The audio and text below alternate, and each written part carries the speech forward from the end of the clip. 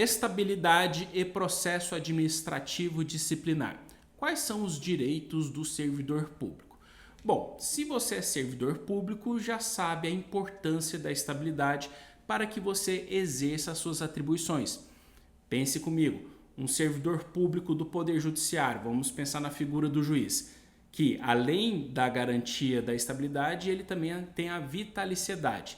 Se ele não tivesse essas prerrogativas e em determinado momento fosse julgar uma causa de algum parente do governador ou do prefeito ou do presidente da República, possivelmente ele seria pressionado para decidir até contrário à lei, visando favorecer determinada autoridade com medo de perder o seu cargo. Só que isso não se restringe apenas ao judiciário.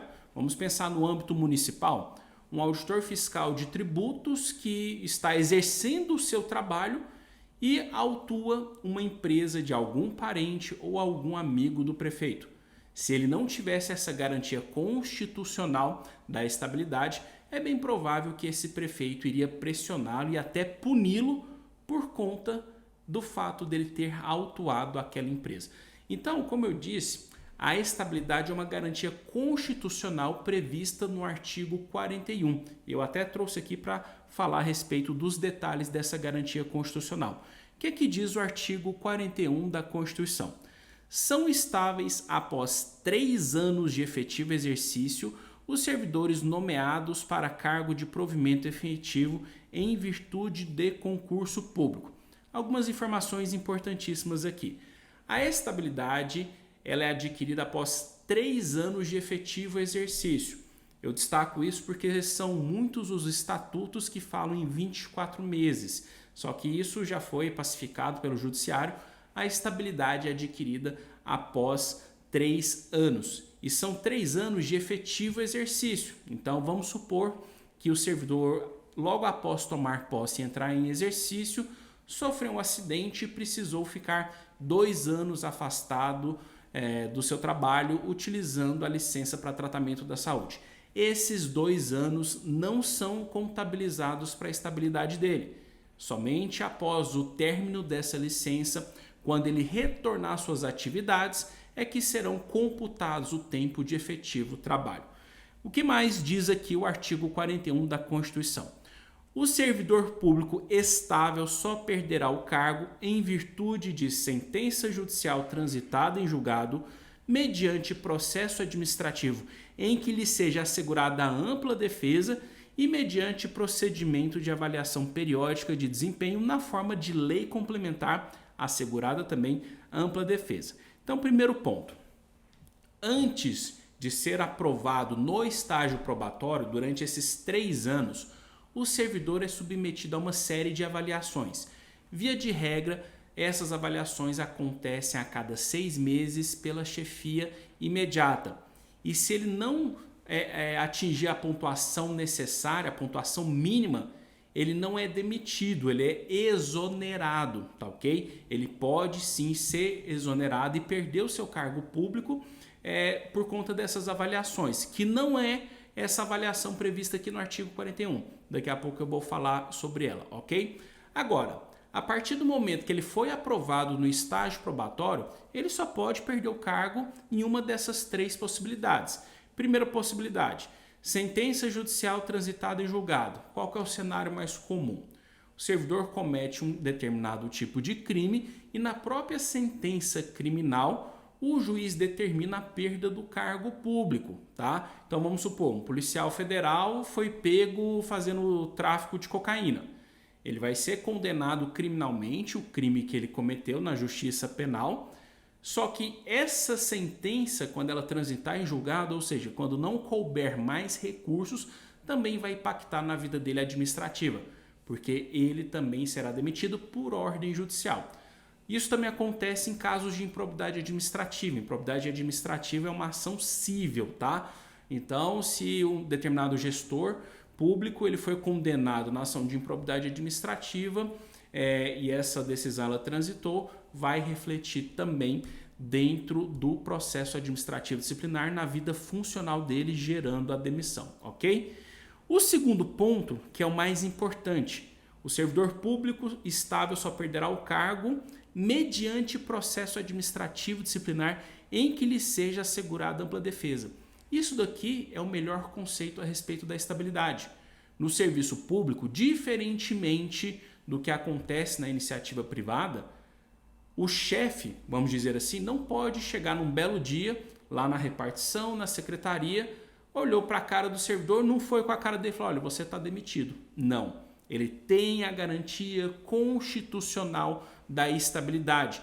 E por isso que ele só pode ser demitido após instaurar um processo administrativo disciplinar e ser concedido o direito dele se defender.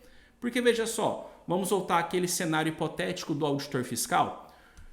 Ainda que ele tenha estabilidade, o prefeito foi lá e determinou a instauração de um processo administrativo disciplinar falando que não tenha trabalhado corretamente. Se ele não tivesse a garantia da estabilidade, isso poderia virar uma demissão arbitrária e até ilegal. Mas como ele tem a garantia da estabilidade e para não ceder aos caprichos e à ingerência do prefeito, ele tem o direito e a prerrogativa de se defender de tudo que for imputado a ele, ok? Vou até deixar alguns vídeos aqui na descrição para que você entenda melhor a respeito do processo administrativo disciplinar, do direito de defesa do servidor público, porque isso tudo é intrínseco à estabilidade, tá bom? E agora no número 3, no inciso 3 do artigo 41, fala o seguinte: o servidor público estável também pode perder o seu cargo mediante procedimento de avaliação periódica de desempenho na forma de lei complementar assegurada ampla defesa. Olha só, essa avaliação de desempenho não é a avaliação do estágio probatório. Lembre-se que o artigo 41 está restrito ao servidor estável, ou seja, já foi aprovado no estágio probatório. E o detalhe mais importante a respeito do inciso 3 é que ele fala dessa possibilidade mediante procedimento de avaliação periódica de desempenho, contudo, ele condiciona. Qual que é a condição que ele coloca? Mediante lei complementar, ou seja no município, no estado ou na União, precisa ter uma lei complementar específica regulamentando como que vai ser essa avaliação. Não pode um prefeito de determinado município, depois de 10 anos, ele olha para aquele servidor, não vai com a cara do servidor e fala que a avaliação dele está ruim. Não. Existe um rito, um procedimento prévio que deve estar muito bem desenhado numa lei complementar e somente daquela forma é possível fazer essa avaliação, assegurando o contraditório e a ampla defesa, justamente para evitar também arbitrariedades. Vamos supor, o servidor que está sendo avaliado, ele tem rusgas com o chefe imediato dele. É claro que esse chefe pode trazer prejuízos nessa avaliação. Por isso que ele precisa ter o direito de se defender também nessa avaliação, ok? E quais são os principais atos infracionais que levam à perda da estabilidade, ou seja, a demissão do servidor público?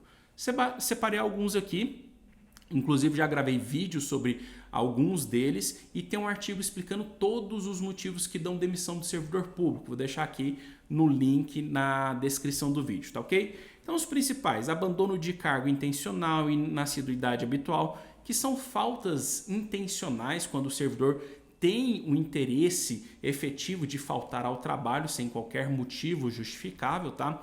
Já fiz vídeos sobre isso, vou deixar aqui também. Improbidade administrativa, que nós já mencionamos. Lembrando que improbidade administrativa desde 2021 só é aceito na modalidade dolosa, não se aceita mais improbidade administrativa na modalidade culposa. Isso é muito técnico, depois eu vou fazer um vídeo sobre isso, tá bom? Insubordinação grave em serviço, ofensa física em serviço, aplicação irregular do dinheiro público, lesão aos cofres públicos, atos de corrupção, acumulação ilegal de cargos, empregos ou funções públicas, desídia, já fiz um artigo sobre desídia, vou deixar aqui também. Então, sempre que o servidor comete um desses atos, ele não é automaticamente demitido. A administração pública, tendo em vista a garantia constitucional da estabilidade, precisa instaurar um procedimento disciplinar. E se não tem certeza da autoria ou materialidade, antes de instaurar o PAD, é necessário instaurar uma sindicância administrativa ou o IPS para fazer essa avaliação, ok? Então, a partir do momento que for instaurado o processo administrativo disciplinar, o servidor ele é notificado para apresentar suas provas, suas razões, a sua versão dos fatos que estão sendo apurados, porque tudo isso garante a estabilidade dele e evita demissões arbitrárias, evita demissões ilegais e sem um motivo justo, ok? E uma vez que ele tenha sido demitido, ele ainda tem o direito ao recurso administrativo. Aquela primeira decisão, ainda que ela tenha execução imediata, ou seja, se o servidor ele foi demitido, não é necessário que o recurso seja julgado para que a pena seja efetivamente aplicada, exceto quando o recurso é aceito com o efeito suspensivo daquela pena, mas não é a regra. Então, assim, mesmo após a demissão, ele tem o direito ao recurso. E se o recurso mantiver aquela pena de demissão, ele pode também ingressar no Poder Judiciário tentando o controle de legalidade dos atos administrativos. Já gravei um vídeo sobre isso, inclusive comentando a última súmula do STJ, a súmula 665 a respeito desse assunto. Vou deixar o vídeo aqui na descrição do vídeo, tá bom? Agora, quais são as consequências quando o servidor perde a estabilidade? Veja só, na maioria dos casos, ele é demitido, só que essa demissão não repercute em outros cargos. Então vamos supor que ele passa em outro concurso, ele pode assumir o cargo sem qualquer prejuízo. Mas existem alguns tipos de demissões que inviabiliza e impossibilita que o servidor acesse um novo cargo público pelo período de 5 anos. Geralmente são os casos mais graves de improbidade, de atos de corrupção, lesão ao cofre público. Esses atos, como eles são mais graves, eles impedem que o servidor público ocupe um novo cargo durante um prazo quinquenal, que é o prazo de 5 dias. Só que nesse ponto eu chamo a atenção. Existem muitos casos em que qualquer tipo de demissão, o edital do concurso traz uma barreira de entrada para o servidor. Essas barreiras são ilegais. Se não está previsto na lei, se não está previsto na Constituição e o servidor foi demitido por um ato específico, vamos supor, abandono de cargo público, ele faltou e foi demitido. Isso não dá o direito da administração pública vetar um novo acesso dele ao cargo público. E por isso que o judiciário, nessas situações, pode e deve ser acionado, garantindo o direito de posse e exercício daquele servidor, ok?